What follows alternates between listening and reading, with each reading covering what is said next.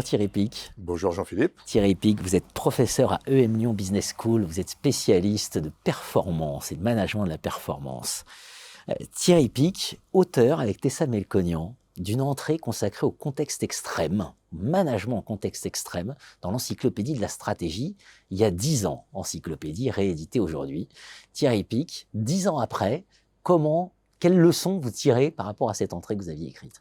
Alors effectivement, il y a déjà 10 ans, on avait regardé plus particulièrement les dispositifs d'apprentissage dans le monde militaire, qui sont très perfectionnés sur le plan individuel et collectif, avec notamment les dispositifs de retour d'expérience après les missions, notamment les missions commando. On peut dire que ce sujet reste finalement encore au milieu du gué dans les entreprises et qu'il y a encore beaucoup de chemin à faire pour arriver au niveau qu'on a pu observer, en tout cas dans le monde militaire. Et je crois qu'il y a plusieurs raisons à ça. La première raison, la raison principale, c'est lié à l'investissement et puis au coût que ça représente, à la fois financier et puis, j'allais dire, investissement intellectuel. Investissement déjà dans le fait de placer le sujet comme une priorité stratégique et de faire de l'organisation apprenante, finalement, un thème de comité de direction ou de comité exécutif. Ce qui est quand même rarement le cas quand on voit des priorités qui portent souvent sur les produits marché, enfin sur le couple produit-marché. Donc, penser l'organisation comme une organisation apprenante et en mouvement, et pas encore sur le top de l'agenda, me semble-t-il. Et c'est un vrai investissement, donc c'est coûteux. Exactement, et donc c'est coûteux en temps et en bande passante par rapport à d'autres priorités stratégiques.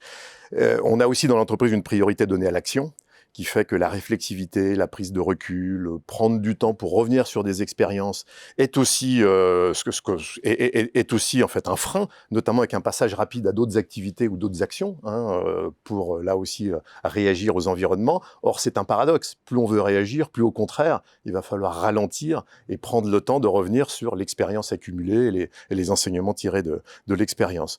Les dispositifs de retour d'expérience sont lourds, sont coûteux, ils peuvent être individuels, collectifs, à chaud et à froid, c'est ce qu'on a vu dans le monde militaire.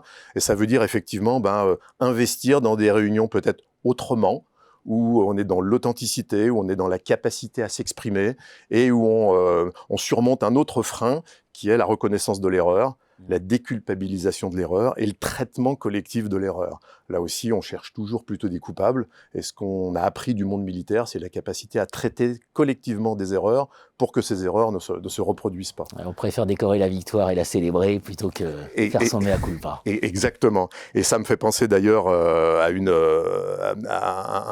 ce que disait un entraîneur dans le monde du sport, qui disait que si les joueurs font une erreur sur le terrain, c'est pas de sa faute parce que c'est pas lui qui joue. Par contre, si les joueurs la reproduisent, là, il est responsable. Et je trouve que du coup, ça appelle aussi à une autre dimension qui est la responsabilité managériale dans la capacité à animer ces dispositifs, qui est encore là aussi pas sur le top de l'agenda des managers, pris par cette pression opérationnelle, et puis avec un savoir-faire quand même très particulier, d'authenticité, d'écoute, de capacité à faire exprimer des équipes, qui là aussi nécessitent du temps, et donc de la formation, et donc des compétences tout à fait spécifiques. Voilà, donc je pense qu'il y a aussi un sujet de posture inadaptée, on va dire, des managers et des leaders, qui eux aussi sont très vite dans la recherche de l'action et de l'efficacité à court terme, et ont souvent des postures qui freinent en fait cet échange authentique, notamment dans des choses assez simples qu'on voit quand un manager prend la parole dans une réunion de retour d'expérience, il a tendance à s'exprimer le premier, et donc on connaît bien ces phénomènes de mimétisme managériaux qui font qu'on va plutôt tendance à se positionner par rapport à ce qu'a dit le manager. Donc voilà, une posture complètement différente, là aussi, qui est un frein au déploiement de ces approches. Donc, il y a encore du travail, j'allais dire, en termes de gap à combler entre ce qu'on a pu observer dans des mondes qui sont vraiment spécialisés dans l'apprentissage, et puis des entreprises qui appellent de leur vœu de devenir des organisations apprenantes, mais pour des raisons notamment de coûts, d'investissement et encore une fois de positionnement du sujet, ont encore un bout de chemin à faire. Apprendre vraiment, c'est pas si simple, surtout pour les organisations. Exactement. Merci Thierry Pic. Merci.